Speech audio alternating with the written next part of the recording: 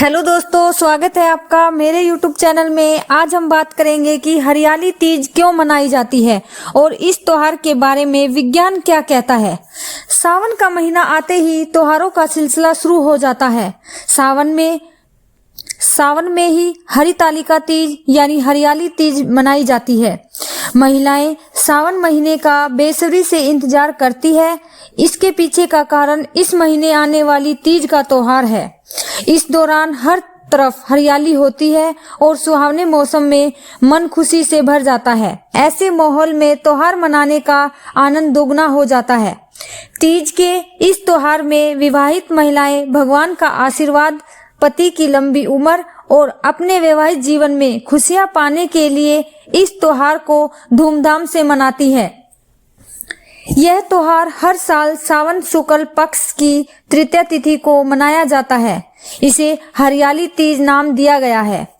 धर्म और मान्यता के अनुसार व्रत रखने से देवी देवताएं प्रसन्न होते हैं और साथ ही कष्टों व परेशानियों को दूर कर मनोकामनाएं पूरी करते हैं। तीज से जुड़ी धार्मिक मान्यताएं क्यों मनाई जाती है और इसके पीछे की क्या कहानी है। हरियाली तीज कहा जाता है कि इसी दिन माता पार्वती सैकड़ों वर्षों की तपस्या के बाद भगवान शिव से मिली थी। यह भी कहा जाता है कि माता पार्वती ने भगवान शिव को पति के रूप में पाने के लिए 107 बार जन्म लिया था। फिर भी माता को शिव पति के रूप में नहीं मिल सके थे। माता पार्वती ने 108वीं बार जब जन्म लिया और हरिद्वार के मनसा देवी मंदिर में कठोर तपस्या की, भगवान शिव माता पार्वती की तपस्या से प्रसन्न हुए और उन्हें अपनी पत्नी के रूप में स्वीकार किया। 100 वर्षों की तपस्या के बाद सावन शुक्ल तृतीया के दिन ही माता पार्वती ने भगवान शिव को अपने पति के रूप में पाया था। भगवान शिव ने दर्शन दिए और साथ ही अपनी पत्नी बनाने का वरदान भी दिया। इस शुभ दिन पर विवाहित महिलाएं और अविवाहित लड़कियां व्रत रखती है और प्रार्थना करती है ताकि उन्हें पति के रूप में शिव के गुण मिल सके। उसी समय देवी पार्वती के कहने पर भगवान शिव ने आशीर्वाद दिया था कि जो भी अविवाहित लड़की इस व्रत को करेगी और शिव पार्वती की पूजा करेगी, उसके विवाह में आने वाली बाधाएं दूर हो जाएगी और उसकी शादी भी एक योग्य वर से होगी और साथ ही सुख भी प्राप्त होगा। इस व्रत से विवाहित महिलाओं को सौभाग्य प्राप्त होगा। हरियाली तीज के दिन विवाहित महिलाएं अपने पति की लंबी उम्र के लिए व्रत रखती है। इस दिन महिलाओं के मायके से ससुराल तक श्रृंगार का सामान और मिठाई भेजी जाती है। हरियाली तीज के दिन महिलाएं सुबह स्नान करने के बाद 16 श्रृंगार करके निर्जला व्रत रखती है। इसके बाद पूरी रात जागकर माता पार्वती और भगवान शिव की पूजा करती है। हरियाली तीज से पहले कई मिठाइयाँ और पकवान बनाए जाते हैं जिन्हें सिंधारे के रूप में विवाहित बेटी के घर दिया जाता है। फिर यह व्यंजन पूरे सावन माह में खाया जाता है। भगवान शिव को विशेष पकवानों का भोग लगाया जाता है। भगवान शिव का प्रिय खीर और मालपुआ बनाया जाता है। घेवर के व्यंजन भी विशेष रूप से बनाए जाते हैं। पूजा के अंत में तीज की कहानी सुनी जाती है। इसके बाद ही महिलाएं अपना व्रत समाप्त करती है। इस दिन माता पार्वती को जो सिंदूर चढ़ाया जाता है उसे विवाहित महिलाएं प्रसाद के रूप में धारण करती है और कहा जाता है कि इसे पति की लंबी उम्र होती है।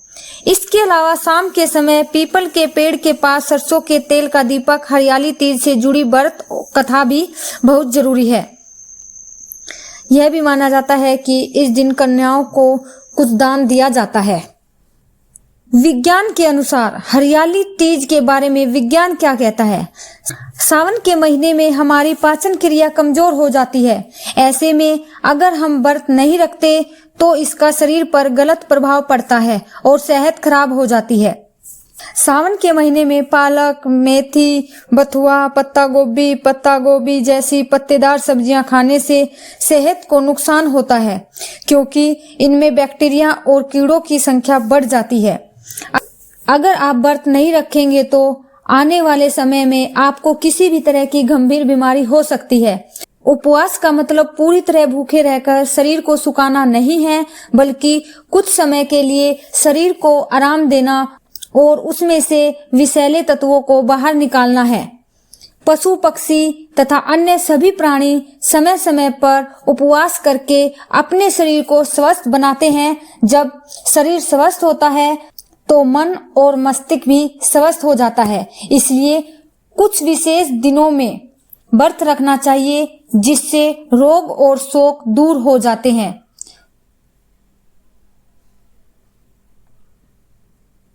उपवास के दौरान वसा जलने की प्रक्रिया तेज हो जाती है, जिससे चर्बी तेजी से पिघलने लगती है और अगर आप व्रत नहीं रखते तो चर्बी बढ़ती रहती है और इससे आपकी हड्डियों पर दबाव पड़ता है।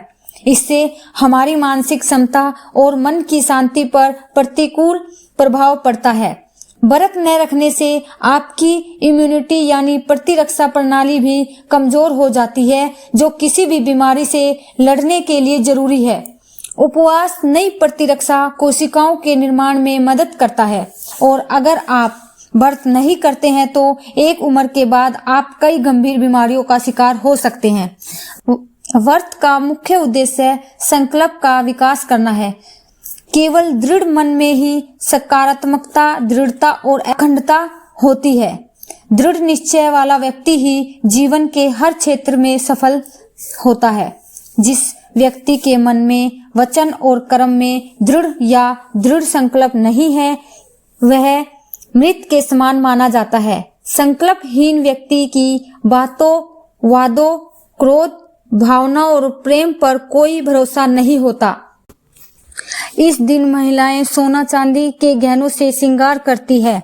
विज्ञान के अनुसार मेहंदी लगाने से शरीर को ठंडक मिलती है और अगर कोई त्वचा संबंधी रोग से परेशान है तो उसे भी राहत मिलती है। और माथे पर लगाने वाला सिंदूर जहां एक ओर विवाह का संकेत होता है, वहीं दूसरी ओर इसे लगाने से सकारात्मक ऊर्जा का प्रभाव होता है। मंगलसूत्र के बारे में वैज्ञानिकों का कहना है कि इसे पहनने से जीवन में आने वाली नकारात्मक ऊर्जा का प्रभाव रुक जाता है। सोना चांदी आभूषण खूबसूरती के साथ साथ इससे दिल संबंधी बीमारियां नहीं होती, तो वही चांदी की पायल को लेकर वैज्ञानिकों का मानना है कि इसे पहनने से पैरों की हड्डियां मजबूत होती है। हरियाली तीज के खास मौके पर कान में आभूषण आदि पहनने से मानसिक तनाव से राहत मिलती है और कान छिदवाने से आंखों की रोशनी बढ़ती है। इसके अलावा माना जाता है कि हाथों में कंगन, चूड़ियां पहनने से रक्त संचार भी बेहतर होता है।